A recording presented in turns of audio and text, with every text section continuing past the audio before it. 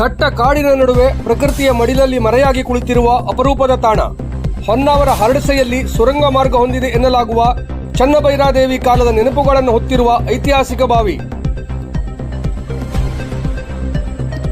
ಉತ್ತರ ಕನ್ನಡ ಜಿಲ್ಲೆಯ ಹೊನ್ನಾವರ ತಾಲೂಕಿನ ಚಿಕ್ಕನಕೋಡ ಪಂಚಾಯಿತಿ ವ್ಯಾಪ್ತಿಯಲ್ಲಿ ದಟ್ಟ ಕಾಡಿನ ನಡುವೆ ಸಾಗುವ ರಸ್ತೆಯಂಚಿನಲ್ಲಿ ಪ್ರಕೃತಿಯ ಮಡಿಲಲ್ಲಿ ಮರೆಯಾಗಿರುವ ಅಪರೂಪದ ತಾಣವೊಂದು ಗಮನ ಸೆಳೆಯುತ್ತಿದೆ.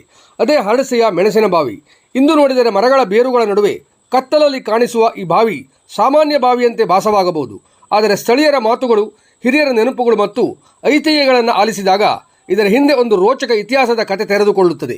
ವಿಜಯನಗರ ಸಾಮ್ರಾಜ್ಯದ ಕಾಲದಲ್ಲಿ ಕರಾವಳಿ ಕರ್ನಾಟಕದಲ್ಲಿ ಪ್ರಭಾವ ಬೀರಿದ ರಾಣಿ ಚನ್ನಭೈರಾದೇವಿ ಆಡಳಿತದ ಅವಧಿಯಲ್ಲಿ ಕಾಳುಮೆಣಸಿನ ವ್ಯಾಪಾರವು ಹೆಚ್ಚಿನ ಪ್ರಾಮುಖ್ಯತೆ ಪಡೆದಿತ್ತು ಎಂಬುದು ಇತಿಹಾಸದಲ್ಲಿ ಉಲ್ಲೇಖವಾಗುತ್ತದೆ. ಹೊನ್ನಾವರ ಬಂದರು ಕೂಡ ಅಂದಿನ ಕರಾವಳಿ ವ್ಯಾಪಾರದ ಪ್ರಮುಖ ಕೇಂದ್ರಗಳಲ್ಲಿ ಒಂದಾಗಿತ್ತು. ಸ್ಥಳೀಯ ಐತಿಹ್ಯಗಳ ಪ್ರಕಾರ ಹರಡಸೆ ಸುತ್ತಮುತ್ತಲ ಪ್ರದೇಶದಲ್ಲಿ ಹೇರಳವಾಗಿ ಬೆಳೆಯುತ್ತಿದ್ದ ಕಾಳುಮೆಣಸನ್ನು ಈ ಬಾವಿಯ ಮೂಲಕ ಹೊನ್ನಾವರದ ಬಂದರಿನತ್ತ ಸಾಗಿಸಲಾಗುತ್ತಿತ್ತು ಎನ್ನಲಾಗುತ್ತದೆ. ಇನ್ನೂ ಕುತೂಹಲ ಮೂಡಿಸುವ ಸಂಗತಿ ಎಂದರೆ ಈ ಬಾವಿಯಿಂದ ಹೊನ್ನಾವರ ಬಂದರಿಗೆ ನೇರವಾಗಿ ಸುರಂಗ ಮಾರ್ಗವಿತ್ತು ಎಂಬ ಮಾತು ಹಿರಿಯರ ಬಾಯಿಯಿಂದ ಕೇಳಿಬರುತ್ತದೆ.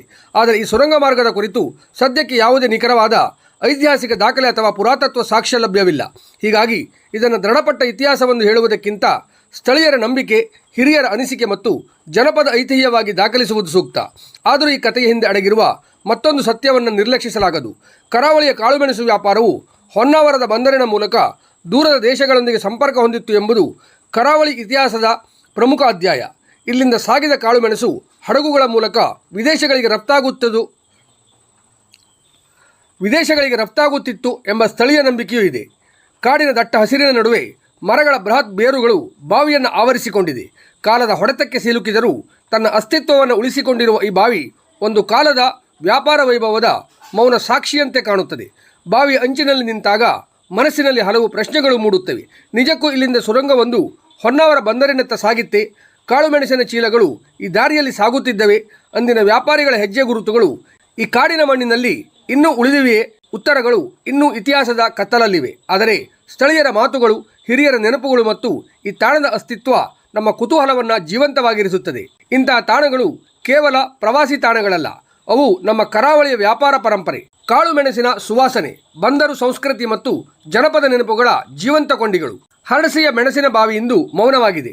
ಆದರೆ ಅದರ ಮೌನದೊಳಗೆ ಕಾಳುಮೆಣಸಿನ ಸುವಾಸನೆಯ ಕಥೆ ಇದೆ.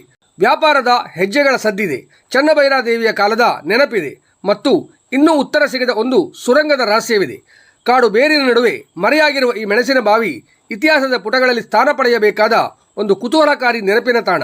ಸುರಂಗ ಮಾರ್ಗ ಹಾಗೂ ಬಾವಿಯ ಮೂಲಕ ಕಾಳುಮೆಣಸು ಸಾಗಾಟದ ವಿವರಗಳನ್ನು ದೃಢೀಕರಿಸಲು ಹೆಚ್ಚಿನ ಐತಿಹಾಸಿಕ ಹಾಗೂ ಪುರಾತತ್ವ ಅಧ್ಯಯನ ಅಗತ್ಯವಿದೆ. ಲೇಖನ ಉಮೇಶ್ ಮುಂಡಳ್ಳಿ ಭಟ್ಕಳ, ಸಹಯೋಗ ನರಸಿಂಹ ನಾಯ್ಕ್ ಹರಡಸೆ.